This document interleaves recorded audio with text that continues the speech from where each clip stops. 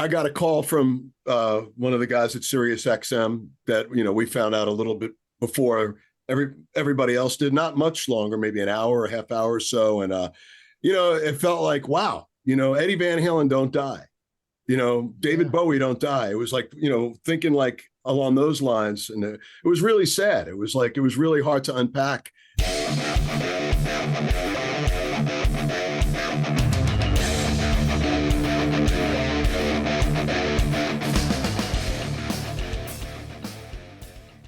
Well, 5 years goes by real quick. October 6, 2020, the passing of Eddie Van Halen, and us here at Metal Mayhem ROC. We always have to do something. So we dialed up our buddy Keith Roth from SiriusXM, the Dictators, the Frankenstein 3000 to join us and reflect. Keith, welcome back to the show. How you doing, man? Great to see you guys again, man. John and Walt had a blast. I think, what was I on last year with you guys? Last September, about 3 weeks before the Alex Van Halen New York City appearance. And did you ever make it down to that?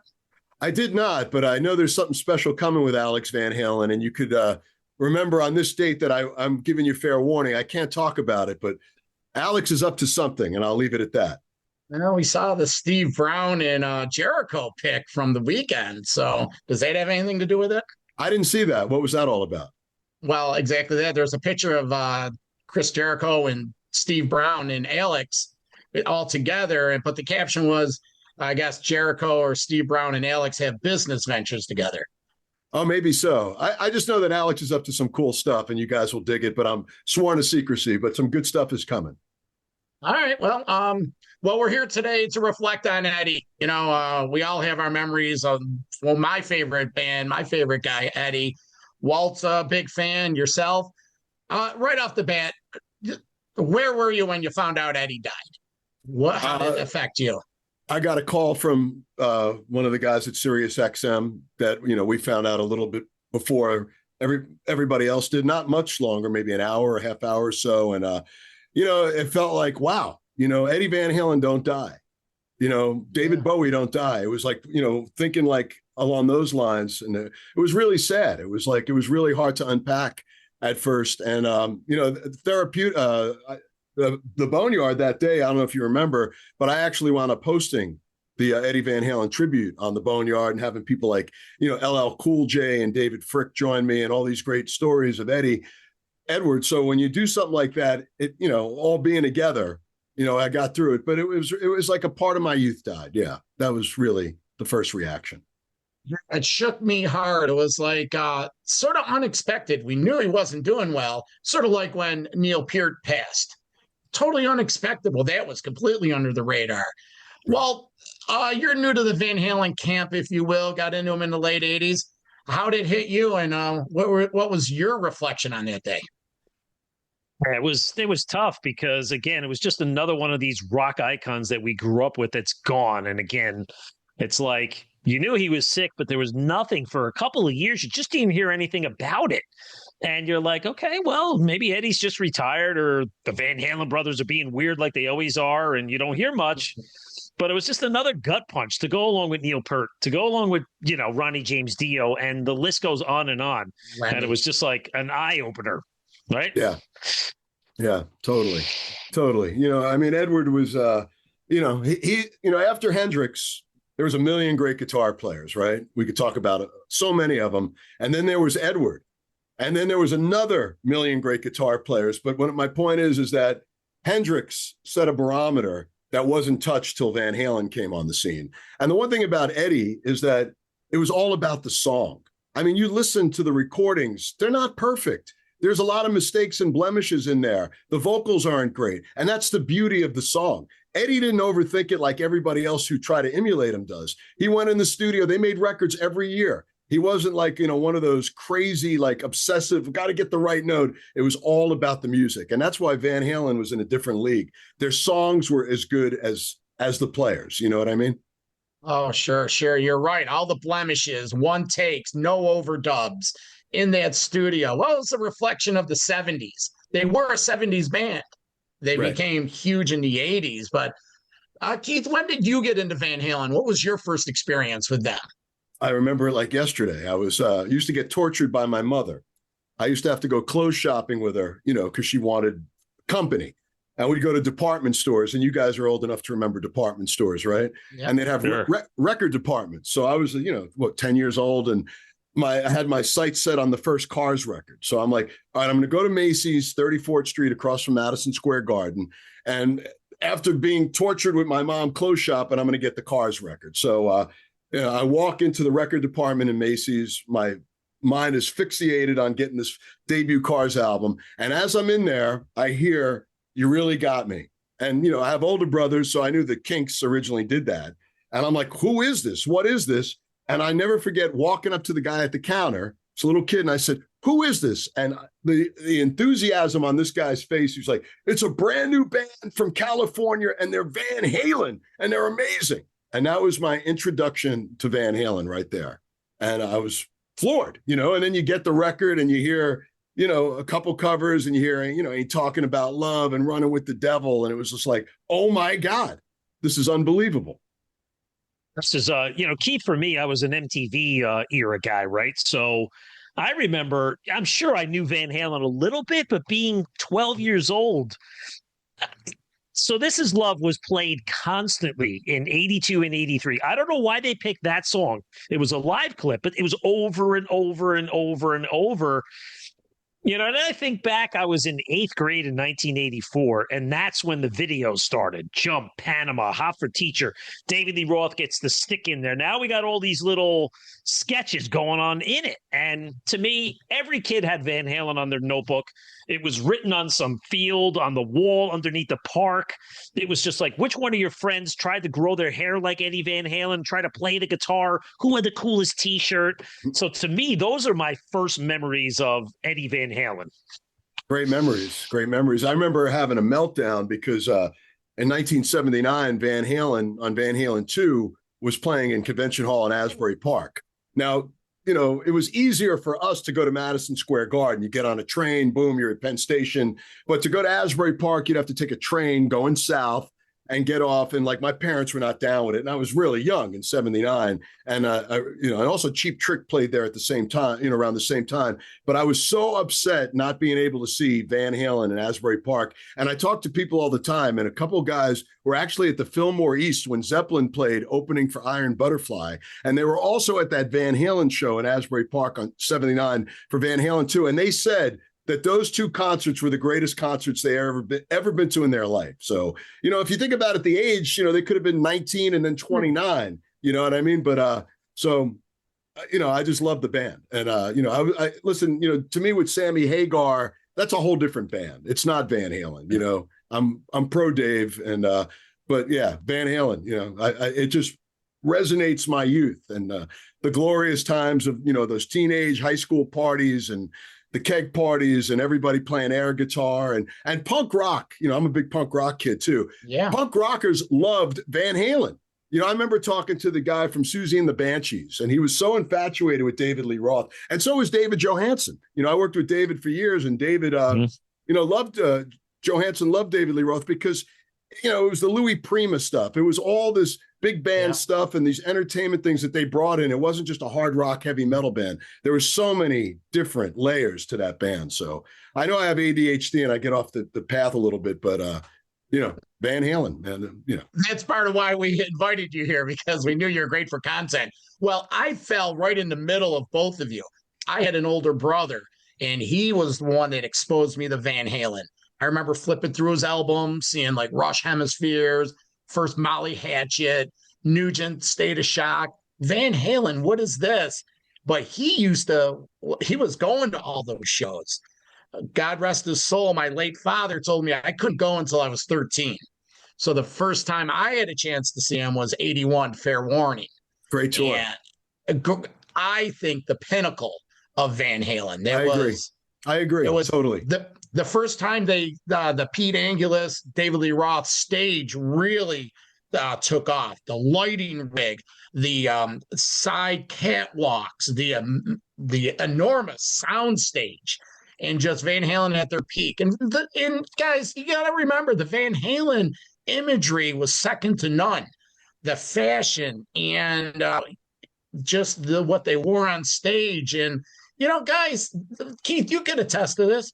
You knew what tour it was by what sneakers Eddie was wearing, what pants he had on. It's like, no, that's Van Halen too, because Dave wore the silk shirt, and so that's what made Van Halen, and it was a sign of the time too. It just wasn't Van Halen. Right. Outside of Kiss, you knew what AC/DC, they had all their normal gear, but you know what I'm saying. So no, I do. I mean, I'll never forget, when Women and Children first came out, me and my friends had taken the bus to the mall. You used to do things like that. You used to get a public transportation, go to the mall. And then we did our thing at the mall. It was like a Saturday. And when we were leaving to go home, there was older kids in the back of the bus, and they had like an 8-track player, and they were playing The Cradle Will Rock. And we're like, well, we knew that was new Van Halen. And we're like, whoa. And we literally went back to the mall because we weren't aware that Women and Children First had come out. Like that was the impact that music had on us, back then. And that's how I found out that, we knew it was released. You'd read in Circus Magazine. Sometimes the dates were a little tricky. They were never accurate, but it just wraps up, girlfriends, youths, the keg parties in the woods, just nothing but good times, Well, the Van Halen cycle was they usually released the new one in like April with the tour to start in, May. They came to Rochester every May, Women and every May they're here. So you're right. It was always summertime, and there's summer. When you hear Van Halen, you just think summer. So right. Let me ask you, how old are you, Keith? 57. 57. So I got a year on you. Oh, right. Yeah. So how many tours did you see? You said, when was the first time you saw them? I have to look at my ticket stubs. I'm thinking it was probably Women and Children First. My first concert ever was Led Zeppelin. My brother took me in 1977 because he went all the nights. But my parents were going to a wedding in Long Island. And, back in February, I'll get to the Van Halen, my ADHD again.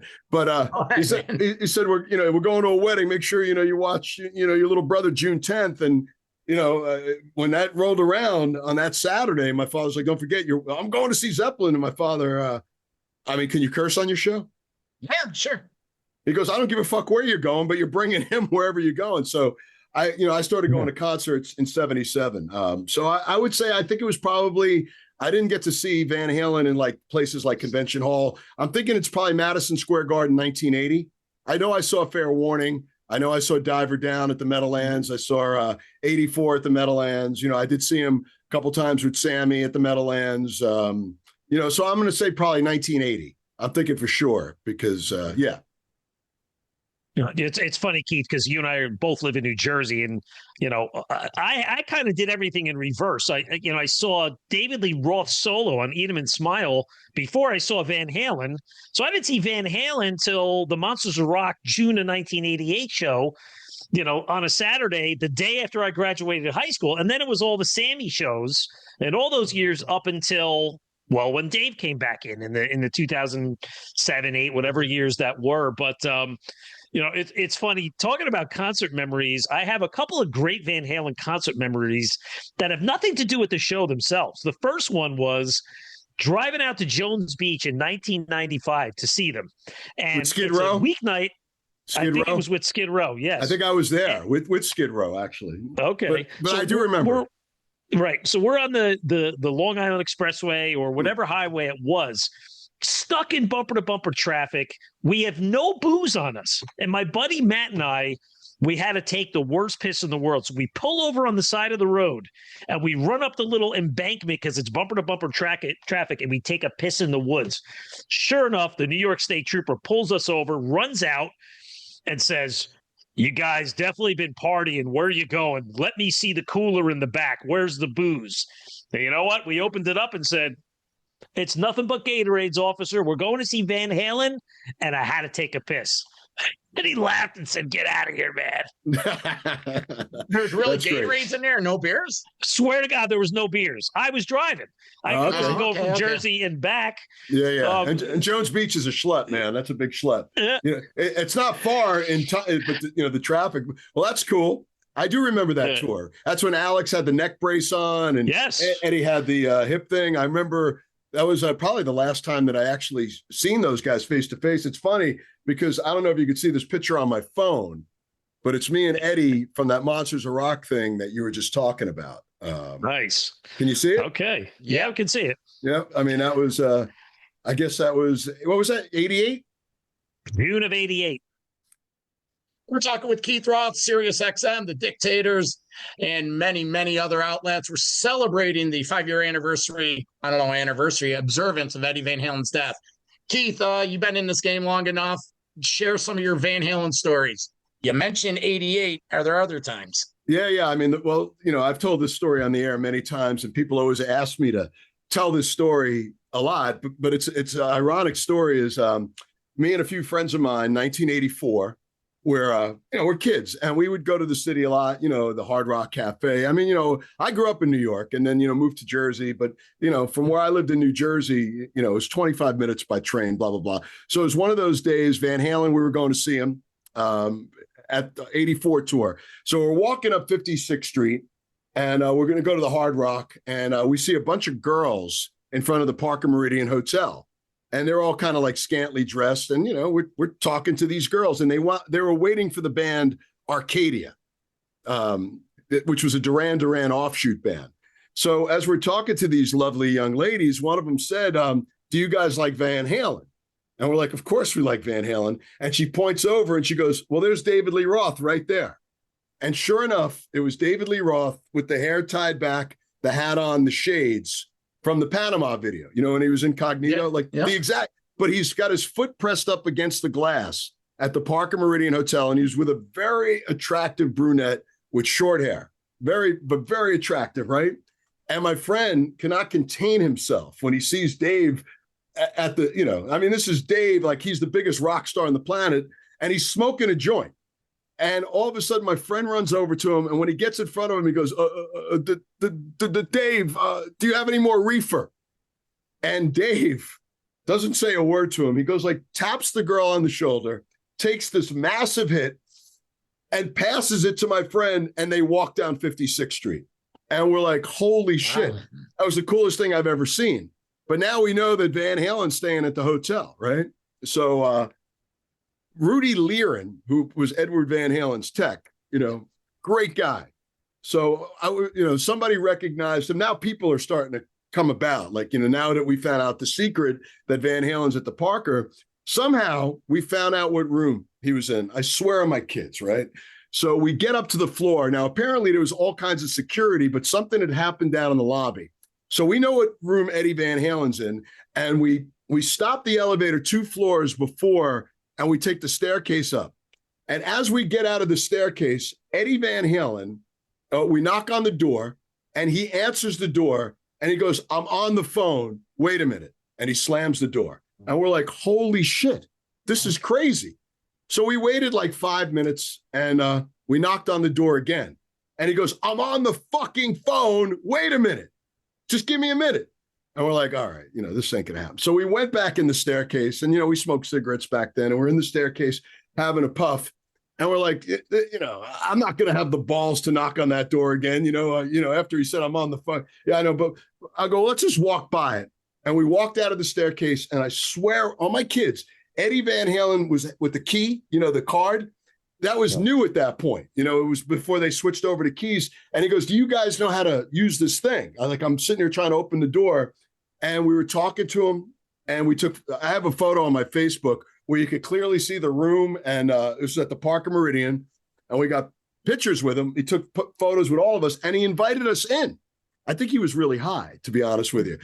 But he gave us each a Budweiser can that I have somewhere signed. He gave me a white guitar pick with the VH on it, and we hung out with him for 10 minutes, and Valerie was there. Valerie's mother had just left. It's they felt, I don't know why, but what people call my classic Polaroid that's how it happened. So it started walking up 56th Street, meeting these girls, seeing David Lee Roth, and then Eddie. And if you see the picture, Eddie's got the Dice shirt on and the bandana.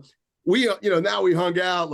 Alex did come out, but he didn't sign anything. And Michael was hanging out, but we didn't really even notice. He always seemed like a nice guy. But they went from the Parker Meridian, they went to the Meadowlands Hilton after that, and this was on. And I think that night is where they shot the Panama video to nobody at the Meadowlands. I think that they had the arena open for them where they could go, and I think they were playing because they went from the Garden to play the Meadowlands. So it was just a fluke thing. But so I met Edward the first time, and it was, and then there was a thing that came out in the Aquarian magazine like a week later. It says, for all you people that want to meet your favorite bands, do not try to meet Van Halen. It's impossible. And we had already accomplished it. And then ironically, Rudy Lehren, who we'd met earlier out in front of the Parker, who's Eddie's tech, we said, hey, we met Eddie. And he's like, no, you didn't. And we showed him the picture, and I was hesitant to show it to him. I thought maybe he was going to rip it up. And he's like, I'm really glad that happened for you guys. Like, he goes, and I got a photo with me and Rudy. And, I could send you that photo too. It all happened that night. But if you go on my Facebook, you could clearly see that picture with me and Edward from that day. And, Edward seemed like a really great guy, I mean, and then I met him on Monsters of Rock, and I met Alex that night. And Alex in a one-on-one situation seems great. He just seems like one of those guys that anything like Paul Stanley, any more than a couple people there, kind of like they get a little edgy, but you could see that they're good stock. Yeah. Keith, talking about the Monsters of Rock 88 show, we had Herman Rarebell of the Scorpions on a couple months ago, and it was funny. I was telling him about that show. It was my first Scorpion show, and he goes over, steps away from his desk, comes back with this poster, and he goes, Walt, this is from that exact show, and he's standing on his drum riser. He goes, that's going to be in my book. I mean, what are the fucking chances of that happening? Pretty cool. Unbelievable. Pretty cool. Talking about New York City tales, Keith, fast forward to 2012, right? Van Halen was on the Different Kind of Truth tour, and there was rumors they were going to play the Café Wha. The tickets went on sale that morning. You weren't actually sure if it was going to happen. So I said, fuck it, I got to get down there. I got to get into this show. I will tell you, I tried everything, every way possible. I even brought a couple of wires. I went down to my basement, just grabbed whatever wires were down there. I'm going to try to sneak in. I said, I tried to tell the guy on the Bilco door at the bottom, oh, no, this is for the soundboard. I have to get in. No chance I could get in. But I tried checking myself at the guest list, but it was just one of those experiences where it didn't happen. But here I am. It was January 5th, fucking freezing out. I'm standing on the streets.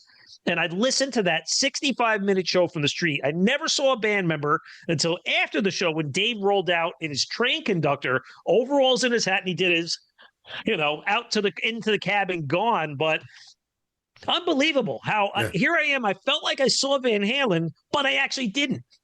Were you at that one? No, but I know a lot of people that were there. That was like a radio thing. And, at that time I was working, I was doing a show on WRAT, Carl Kraft, the program director, got invited, and he was telling us all about it. And of course, Dave, I can't say if he's cool or not cool, because he always does like what you're saying. Like, you don't really get close to the guy, but he's always entertaining. But, I know David Lee Roth's uncle managed ran Café Wha. So I guess that's a place where Dave wanted to play his whole life. And he came into fruition by Van Halen getting to do that for the Different Kind of Truth. I guess that was their record release party to the press. Right? Yeah, that's a show to see. That was, listen, if I would have walked by, if I was in the city that night, I would have been standing out there with you. We would have kept trying to sneak in and try to get in. We would have got in at some point, though. Trust me. I never had a chance to meet Van Halen, but I came close twice. February 1986, I'm a senior in high school. Me and a guy that I was doing a radio show with, we went to California. His uncle was a character actor, lived in the hills of California. So we stayed a week there. And the morning that we ended up going to see a taping of Benson and the Golden Girls, my buddy, and we did meet Benson, Robert Guillaume, and the tall chick from Golden Girls. But my buddy, his name's Cheech, Victor Carbone, his cousin says to us, now we're excited to go to the Golden Girls and Benson tape. And he goes, if you guys want to go there, we're going over to the sound stage and watch this band warm up and stuff. And we're like, nah, we're going to go there. Fellas, don't you sure as hell know that it was Van Halen rehearsing for the 5150 tour that started a month later in Louisiana. Amazing. And we had dinner that night. He comes back and we're all excited about meeting Benson. And he's like, yeah. Now this cat, his cousin wasn't a rock fan. It's like some band, Van Halen or Van Halen, and you gotta be fucking kidding. And then showed us a picture or two, and so didn't meet him then. And then fast forward to 1991, I'm in Buffalo, New York, at a Jim Kelly celebrity softball game. Jim Kelly of the Buffalo Bills, of course, his son Hunter had a bad disease, so he had a celebrity golf tournament every year and celebrity softball game. Well, Eddie was there.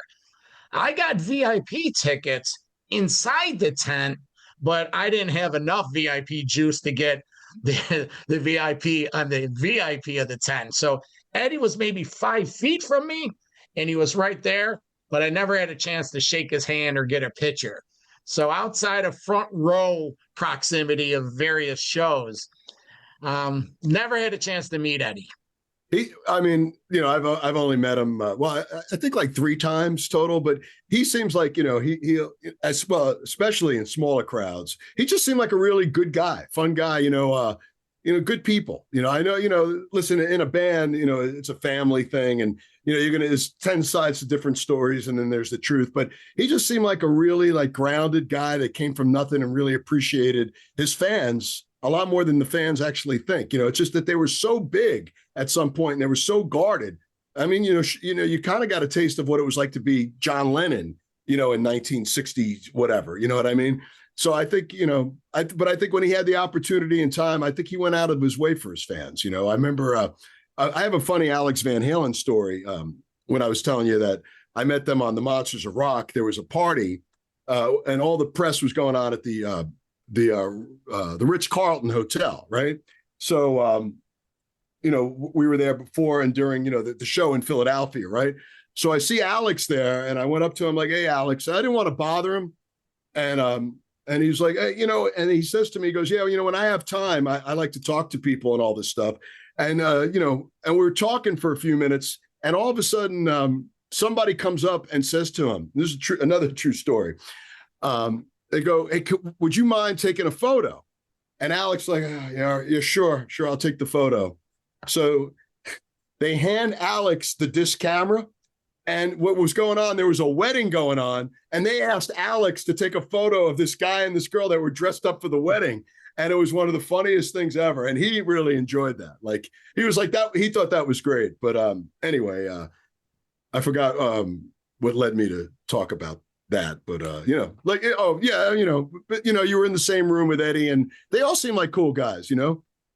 Yeah, we had a chance to meet Alex at that book signing. Oh, and right. One-on-one, we were able to quickly how that the line wrapped around the block over at the Barnes and Noble down in New York.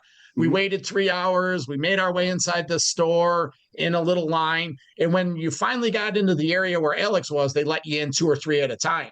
So there's Walt and I, we're there and we're all excited. And but by the time I walked up to him, I wasn't that nervous. I walked up to him and I shook his hand. I go, "Al, this must be exciting for us to finally meet."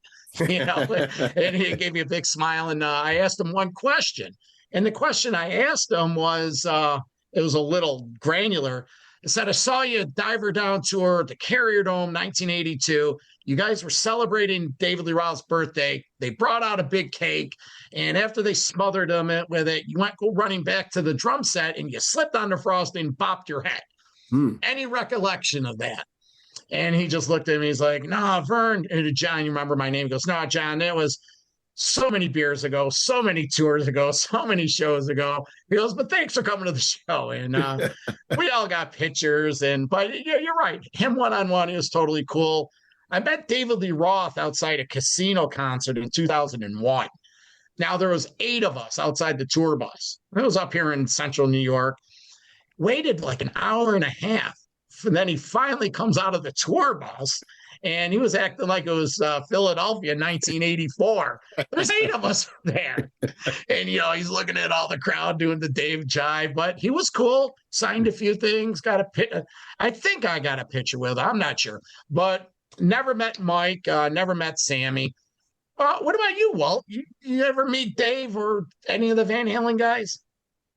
I have not, but it's funny. I just saw David Lee Roth in Atlantic City a month ago and at the casino, and I was eating dinner with my buddy Mark, and I was talking to this girl I know there, and probably we missed it by 30 seconds. Dave literally came down the elevator, walked through the casino, and right into the entrance of the venue. And there were only 3 people that were kind of there. And he took selfies with all of them, which was amazing. But, he seemed really, really cool.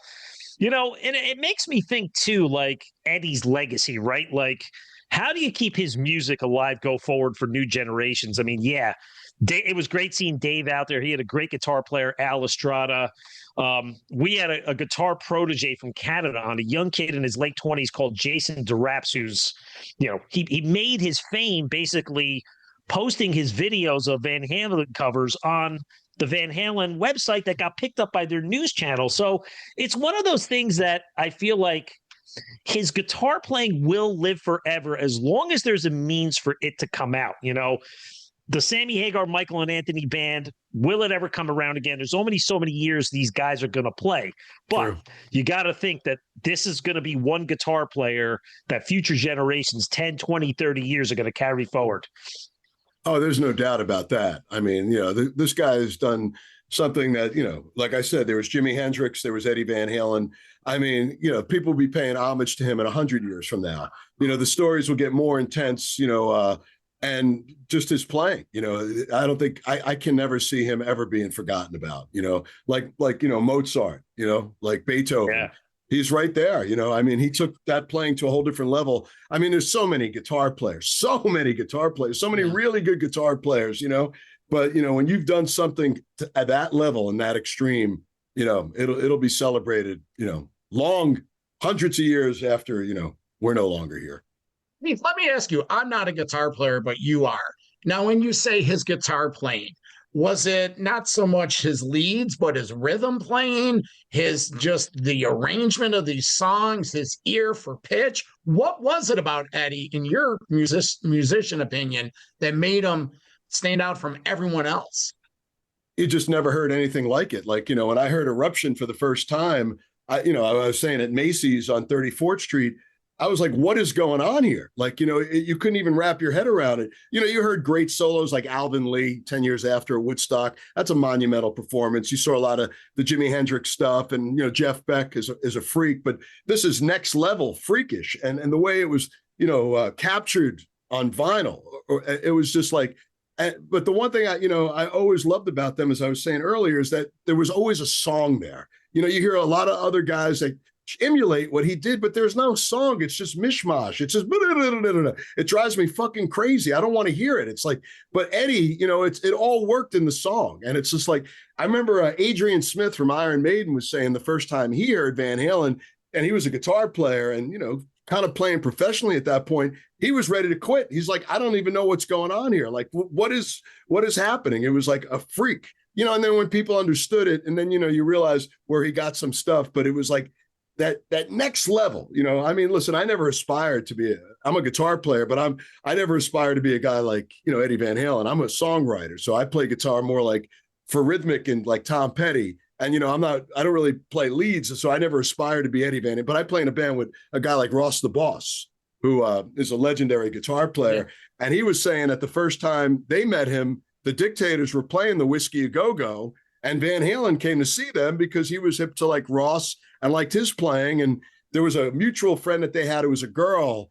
And the girl had said to Andy Chernoff from the Dictators, like, he's better than Ross. Oh, come on. No one's better than Ross. It's like, and like, Ross, probably a young kid and then they saw Van Halen after that. And they're like, holy shit, maybe he is better than Ross. I mean, but anyway, that's the way, when I heard it, it was shocking, and it was like, the rhythm playing was great, but that was reasonable. It was just the lead stuff. You just never heard, that kind of playing, but with such feel to it, just such feel to it.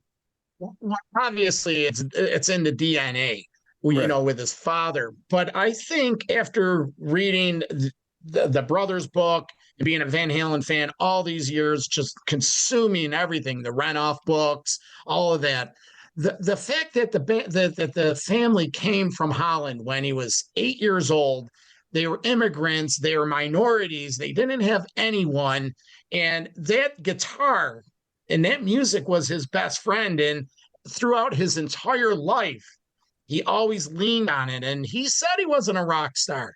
I'm just a kid that plays fucking guitar, and he just wanted to be alone. So I think when you mix all that together in those early albums and all the way up and through the Sammy years, let's not minimize the contribution that he did with Sammy, because Eddie Van Halen, outside of his music, the mark he left, outside the technical end, the advancements of guitars and, all the mixers and phasers and tubes and all that stuff, that's what made him rich. So it's just truly, truly amazing what Eddie brought to the music world. Yeah, I mean, music. And I think you nailed it. He was always a student right to the end. He was a student of music, and that was his passion. That was his best friend all those years, and having the insight to create sounds and to work on, different sounds and wiring, and just have that ability. There's a lot of things that, what's amazing is the Kramer building in Neptune, New Jersey.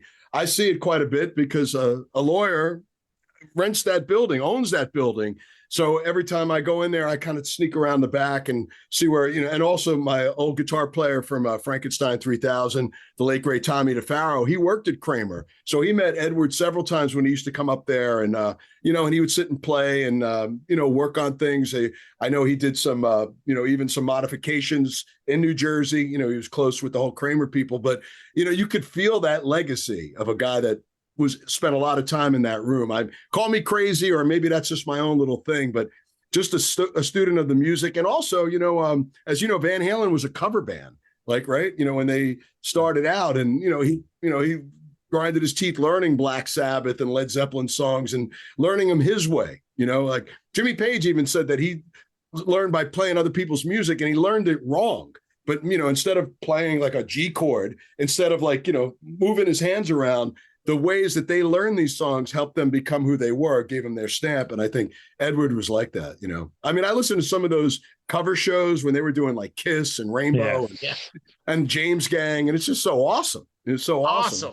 Imagine being able to, be at a club and seeing them. And I know the guy from Black Flag, Greg Ginn, was friends with Eddie. They used to go to keg parties, or knew each other from keg parties. And he's a great guitar player too. But, seeing him in the early days when they used to play those keg things, he knew he was a freak, Yeah.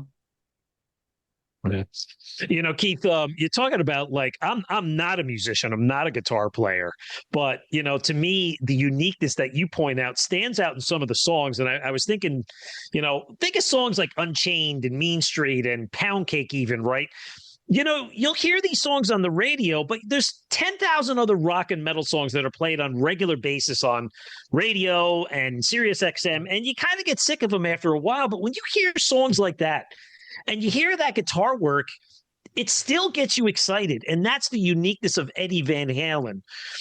The other thing I observed was there are times in certain songs that Eddie took a back seat for the betterment of the song. Like I think of a song like Dirty Movies, right? How cool is the aura of the song, what the topic is about, Alex's drum and Dave's going off, and you almost don't know Ed's there, and he's just kind of noodling around in the background, and he's supporting the songs. And there's a lot of songs like that where he doesn't have to get up there and rip. Spanked, Amsterdam, or a couple of other songs I say where look at how good he is in respect to how the whole song, holds up. That's what I was saying earlier, man. It's like it was all about the song. And listen, some of the stuff he played was really, really simple, like really, It was all about the tune. I mean, Fair Warning example, like you were talking about. So This Is Love. Think about how that song starts, right? The mix, the bass and drums up really loud. And then you can hear in the mix him bringing it down, and to the dynamics. Like who does that? Bands that, create that environment, that whole, motion picture in your head. They thought outside of the box. They thought old school, new school. They just had fun. And the people that, a lot of guys you probably grew up with that were, it's not played exactly like that. No, he's adding this fifth, or, they sit there and waste. And meanwhile, Van Halen was making records every year. And when they ran out of ideas, they just put a cover. They just did a bunch of covers and had fun with it. And they put their own stamp on it. But Eddie, it was all about the song. And that's what makes him better than all of them. All of them. You could take all those guys the Yngwies, the Steve Vais, every one of them, they're all phenomenal. They're all great. My favorite thing that Steve Vai ever did was the album he did with Public Image Limited, because he thought out of the box and he played with John Lydon. I got a lot of love and respect for him, but Eddie, the song always came first. They used to do what, KC and the Sunshine Band, right? They used to cover that kind of stuff too. It was, and even his playing in some of those bootlegs where he kind of held back. He just understood music, and there'll never be another one like him. Nobody. Well, you talk about the covers and you talk about that. That's all Roth, because Roth brought to the party. He said, "Listen, we got to play tunes that these girls could dance to.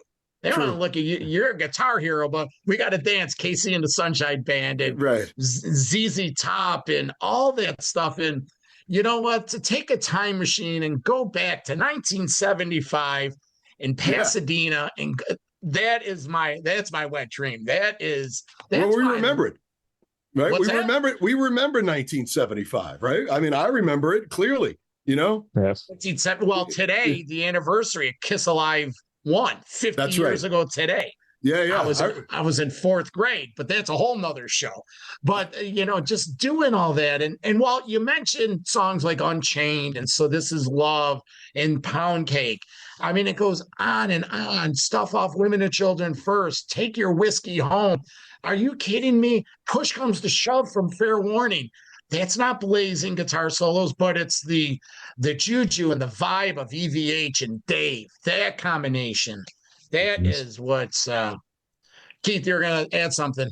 No, I just realized that I lied to you because we are the exact same age. I said I was 57, right? Yes, 2025. September 2025. All right, no, I'm going to be 59 in November. I was born in 66, so I am 58 years old. I mean, sometimes I get stuck on that, but I realize I don't want to. I realize that I'm so habit forming of saying 57. But when you said fourth grade, I'm like, I was in fourth grade, and I'm like, yeah, I'm 50, and then I'm like, no, I said 57 earlier. So I want to clarify that. I repeated eighth grades, but so the fourth grade. 1975.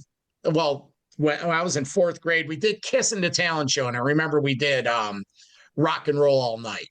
Okay, yeah, Kiss Alive 1, and well, as I look at my license, it's 11/26/66. So, what year were you born? I was born in 67, July 67. Okay, so you just turned 58. Just turned 58. So, are you worried about the big 60? I can't do anything about it. I'm thinking about having a party, man. You know what I mean? I feel good. I'm still around. I got great friends like you guys. We'll see what happens. Are you worried about it? No. I mean, listen, I'm that's why I love being in a band like the Dictators, because I'm a kid compared to those guys. You know what I mean? You got a drummer, Blue Oyster called Albert, who's 78. But, you meet people now that are in their 60s and 50s and 40s, and it just seems like there's one big it's a different time. I mean, I used to look at my parents' high school yearbook pictures, and they look like they were 60 when they were in high school. You know what I'm saying? Like it's a different time. And, look at the Rolling Stones. I mean, I saw them last year, and that was the best I ever saw the Stones. And, I would like to, and also, getting back to Van Halen with David Lee Roth, though, coming out of retirement and sounding pretty damn good from all the clips. I didn't get to see him in Atlantic City. You did, Walt, but I mean, I would love to see Dave. I hope I get a chance to see Dave.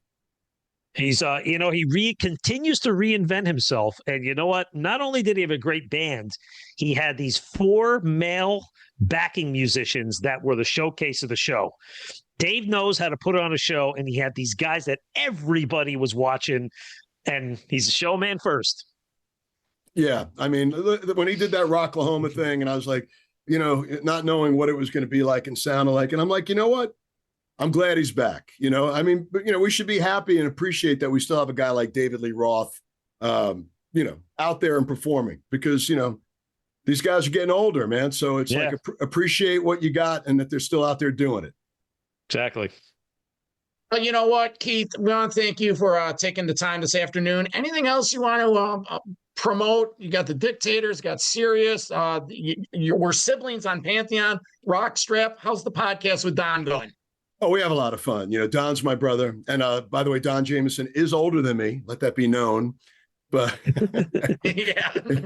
Not by much, but he's in our group thing. We talk about this a lot. But my solo record that came out in April, they're on a second pressing of The Law of Diminished Returns, which made me really happy. Very proud of that record. They dropped a single that's wasn't on the record that came out in May. So The Law of Diminished Returns, my solo record. Dictators album. We're actually working on a new record right now, Dictators, which is a re-recording of some of the classic songs, some new songs, some covers. So it's going to be like kind of an odds and sods thing. And dates coming up, a lot of dates next year with the Dictators. And we have some starting in October. October 30th, we're cruising around the Hudson, and Steve Conti, who you may know from the New York Dolls, and Michael Monroe Band, he's playing with us. We did some shows with him earlier in the year. So some Dictator shows, music, and that's really it. Check out my solo record. Source to contact everything Keith Roth, decoentertainment.com.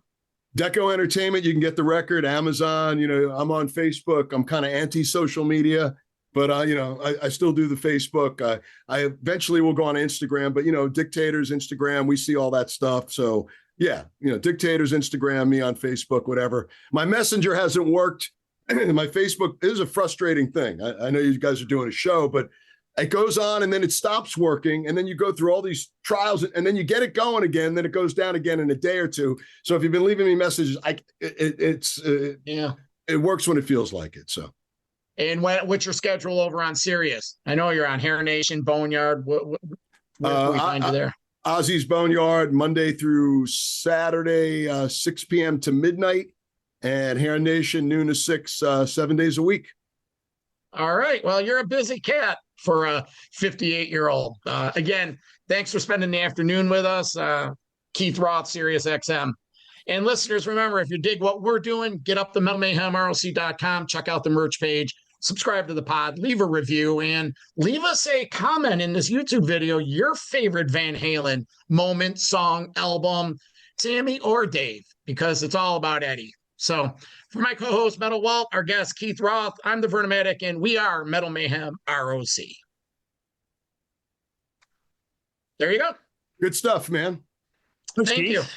Yeah, I mean, hope that was all right. A couple times I was kind of like burnt out. That's perfect. Little afternoon burnout. Jumping on. Good stories, man. Excellent stuff. I went from Ozzy's Boneyard, talking about the 50th anniversary of Kiss, and then jumping on with you guys. So, sometimes, as you know, when you do a lot of talking, sometimes you get a little burnt out. Yeah. Trust me. I have one question. Does Metallica and whenever these bands have these channels, do they buy that? No. Absolutely not. No. I mean, Metallica's became like the next generation's Led Zeppelin. So people love them. And, there's a demographic where, as much as we love Van Halen or anything like that, bands, there's people like that listen to that channel 24/7. Like, listen, Hair Nation, right? There's like 5 or 6, 7 bands that get the most. And some people subscribe to SiriusXM, which I find very interesting for certain things. Like, I thought, like, all right, but like Hair Nation is one of the top channels there. People just want to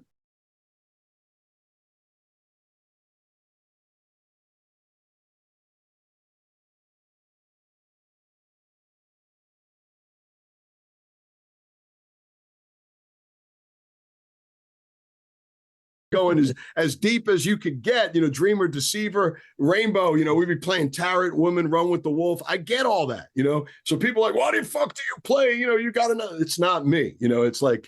You shared this last time and it makes sense. 8 out of 10, they want to hear the hits.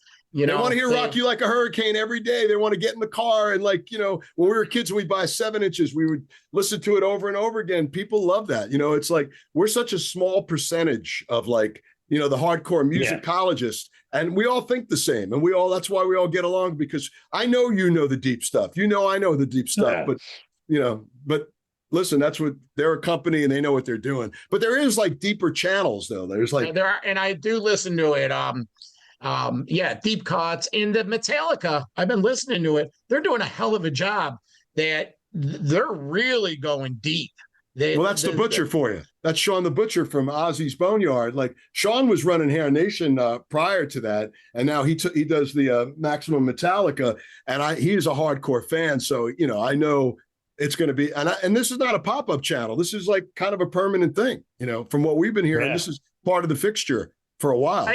I do a radio show over my corner over here on Metal Devastation Radio, and I program it, 3-hour show, weekly show. But the other day on Sirius, I was listening to Metallica, and I heard these deep cuts from the new Load box set. We Are the Road Crew cover. And it's just like, yeah, so that's my point. They're going deep. They're going deep. It's yeah. I mean, people, the beautiful thing about SiriusXM is